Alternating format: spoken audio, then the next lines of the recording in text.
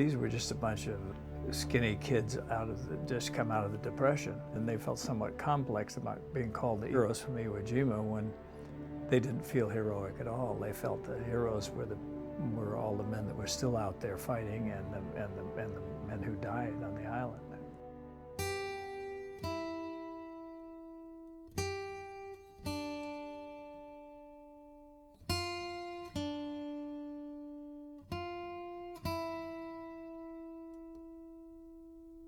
John Bradley was a great man. I mean, hardworking, honest, saw things very simply, was very fair, just a decent man. One of the key aspects of Doc Bradley is he kind of was a perfectionist, and he knew the contents of his Unit 3 kits, his medical kits, inside and out, and blindfolded. He could take them apart and put them back together and knew where everything was. So even in the midst of gunfire, in the middle of a battle, he was able to tune it out and just focus, have that singular focus on what his task at hand was, which was saving someone's life or doing the best he could. Doc is just always involved with the horrors of watching people die. Doc and Ira kind of share the similar holding of emotions.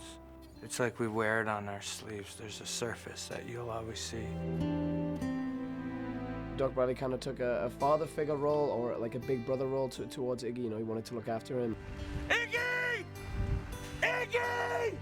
What actually happens to Iggy is pretty horrific, and it's something that scars Doc Bradley for the rest of his life.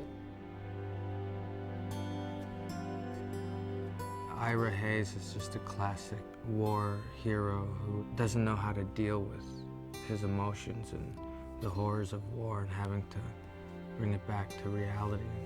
He's pretty damaged. It's safe to say suffering from a pretty heavy post-traumatic stress syndrome, although there really wasn't such a thing at the time. We didn't, it hadn't been diagnosed yet. We didn't really know what it was. He's struggling with alcoholism and somewhere he doesn't want to be, and he's drinking to numb the pain, and he's making a jerk out of himself a lot of the time, really. Put the goddamn chair down and let's go.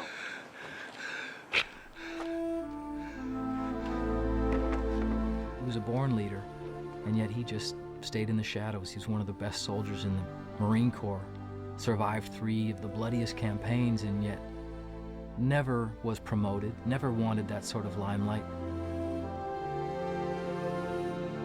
Doc is someone I think who's always respected Ira and understood him maybe a little differently than everyone else in terms of seeing his sensitivities and how much the war, what kind of a toll it took on him. Watching him sort of destroy himself through alcohol and depression and all of these other things that were a part of Ira's problems. I felt once he released the information to Harlan Block's father, it was his last secret. Now he would he'd let go of living his life.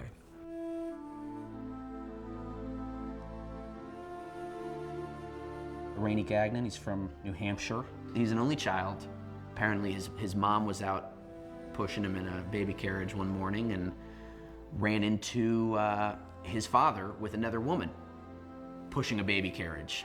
So his dad was getting around a little apparently, and his mom left him immediately, and he was raised by his, single mom, basically. She would bring him to work, and, he was her little treasure. I think his mom sort of laid out a path for him. He was a bit of a ladies' man. The book puts it that a lot of the guys were a little iffy on him, but if they wanted to pick up chicks, they went with him when they were on leave, because he was, good at that. And that's a skill. So anyway, he ends up with a woman named Pauline. The way we like to think of it is that he kind of went from one woman, his mother sort of telling him this is how it's going to be, to the next one, which was Pauline. I mean, he was 19 when this all happened to him. And to me, he was just a kid trying to make good, and do what was expected of him and asked of him. Out of the 3 guys, I think Rainey could be perceived as maybe the most fallible in some way.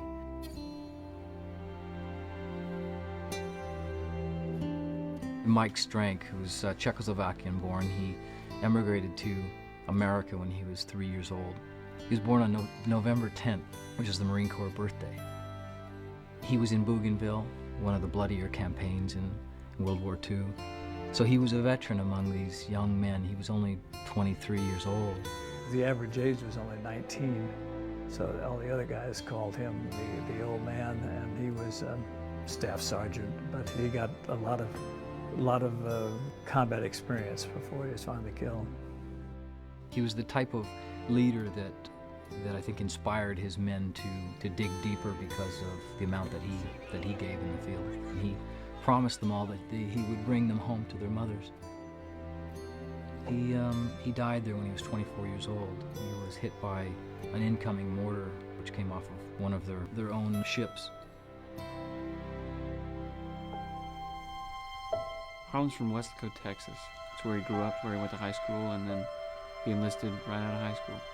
Growing up, he kind of was the rebel in the family in the sense that they were a strong Seventh-day Adventist family. He made choices that ended up leading him to go to public school and not the Seventh-day Adventist school. He played football, which was on the Seventh-day Adventist Sabbath. So a lot of his decisions as a young man started to set him apart from his family and make him who he was eventually to become.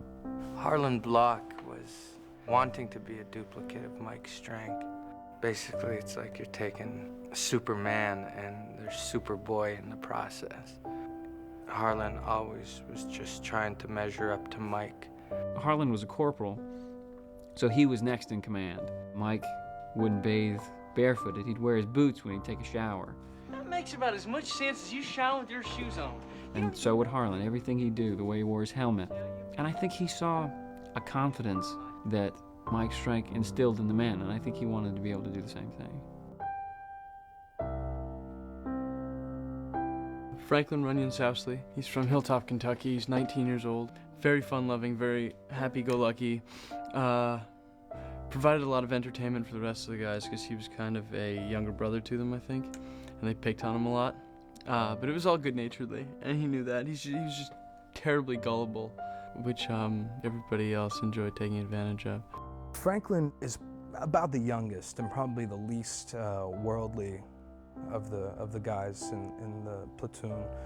You know, he's in awe of everything. Everything's exciting and new to him, like it is when you're 19. He's the young runt of the litter. The guys have a lot of fun at his expense. I read in Franklin, the book says, was the most unlikely friendship because Franklin was very, very outgoing, very upfront, constantly joking around, while Ira was very reserved and very serious all the time. But they really hit it off for some reason.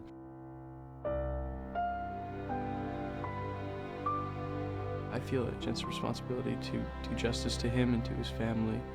I think that we all feel a huge sense of responsibility because these guys are American icons and American heroes.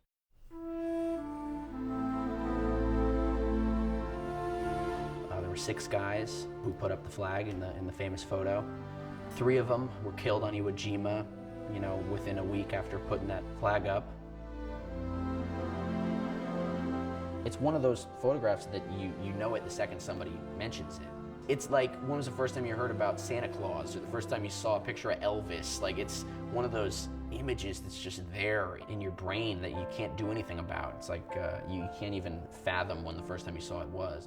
Yeah, it was in every newspaper that I saw as a kid. I was just a kid, but I delivered newspapers and did all that stuff. I was very familiar with that photograph.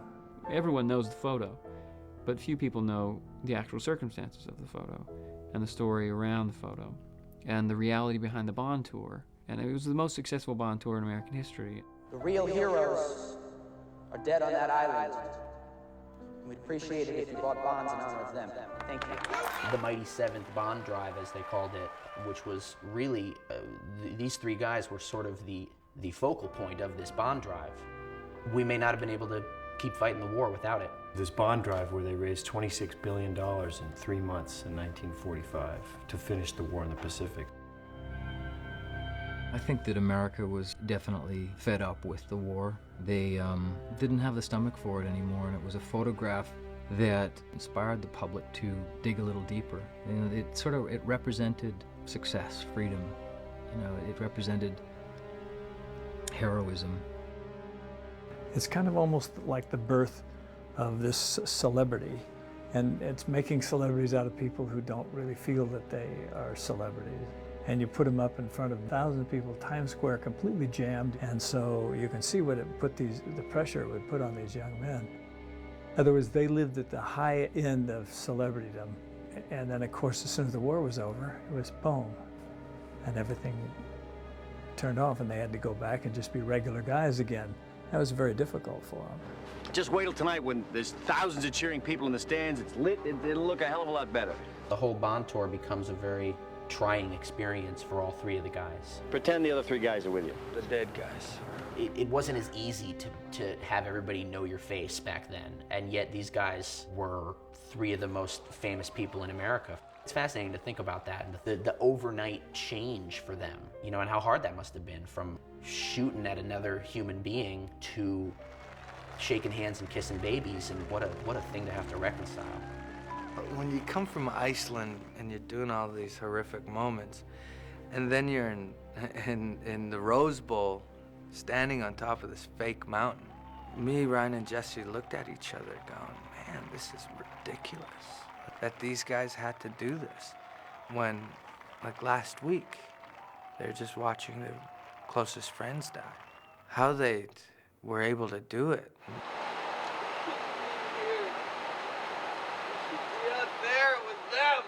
It was a terribly traumatic time for them, and how shocking this transition is for them. Mike was a hero, but I think that he'd be ashamed of me, seeing me the way I am. Ira, you got a visitor. So you know the deal, you've seen the picture of him. Yeah. He caught kind of surprise. The story of Ira Hayes was once told in a movie years ago called The Outsider, but it was played by Tony Curtis.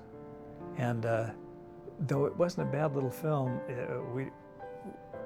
we had the audacity to get a real North American Indian to play Ira Hayes. We got Adam Beach, who is terrific. It's the first time that I ever get to represent a Native American, shown as a human being with real emotions, as opposed to playing a stereotype, you know, the stoic Indian. You didn't serve me. I don't make the rules. We don't serve Indians.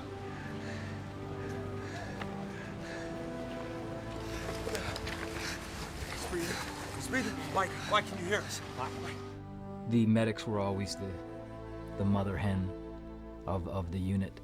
They always were looking out for the guys and making sure they had their bandages or were taking enough water in, or, you know, had seasick pills. Ryan picked up on that sensibility immediately, and we never went to the set medic when we had problems. We went to Ryan, and he always had everything that we needed in his medical pouches. It immediately connected us to this brotherhood and how that relationship dynamic worked in the field.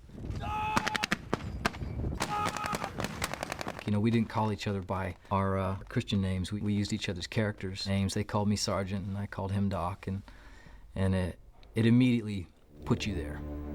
Barry had done Saving Private Ryan, so it was like he had been through it before, and he could say to us, you know, well, this is how you should do that with your equipment. He had more experience on war movies. He's a quite good actor, and is a very hard-working guy, a diligent actor, like all these guys were. They were a terrific bunch of people, but he's probably a little bit more experienced than the others, and the guy he plays is a guy who's a little bit more experienced. I just would make sure that I showed up on set a half an hour before everyone else. Sometimes I'd have all my gear on, I'd be in full wardrobe and makeup a half an hour before anyone even arrived. Just because I was playing the sergeant of these men and showing them wherever they needed to go and how to work their weapon, if they needed their boots tied, whatever needed to be done, I was there for them.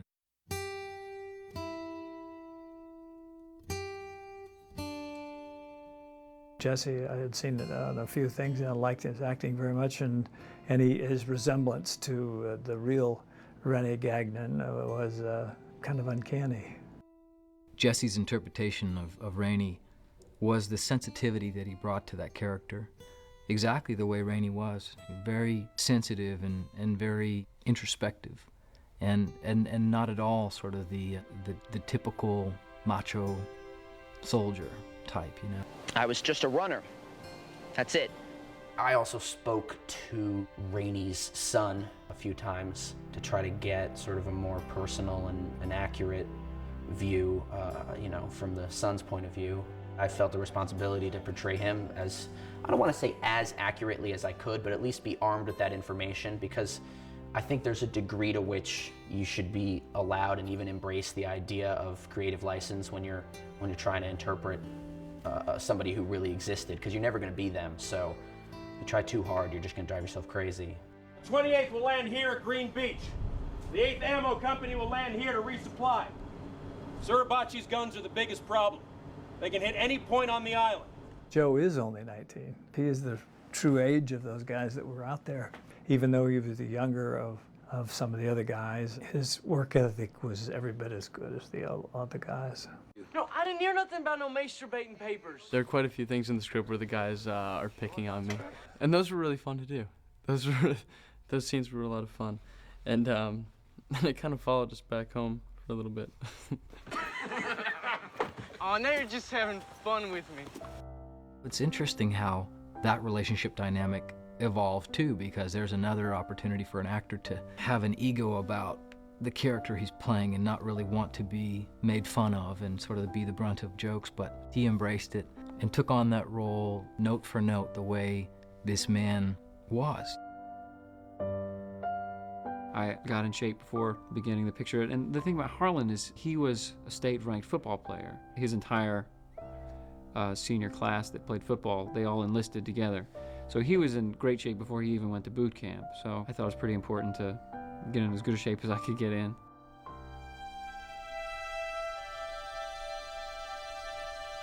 The movie completely honors these young Marines and the people who sacrifice so much for war, but it also says in a very unapologetic way that, you know, war is hell, first and foremost. We live in such a completely divided world now, you know, and to be reminded that there was a time only 50, 60 years ago when the entire country, half of the world, were united, you know, against a common enemy. I would love for people to understand the hardships that those soldiers had in the war, but also understand that America as a whole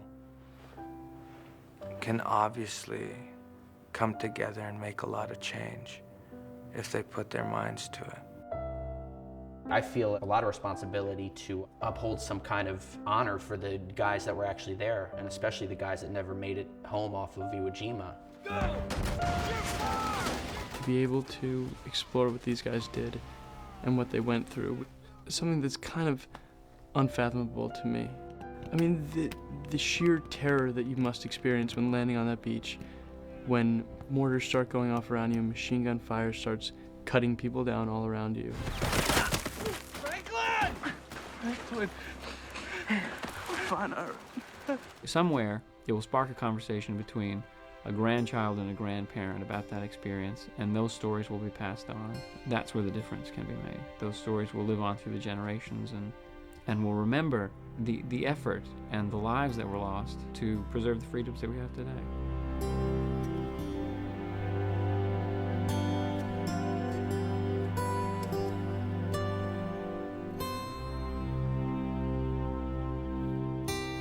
I would have been more than glad to die for this war effort, for World War II. It was so obvious what we were fighting and why we were fighting and what was at stake. I think modern wars, you know, from Korean to Vietnam on, it's been less clear what the goal is and how to achieve it. It's not quite as cut and dried as I think this war was. So the flag and what it represents and what my grandfather has fought for in this era is everything that is right and good.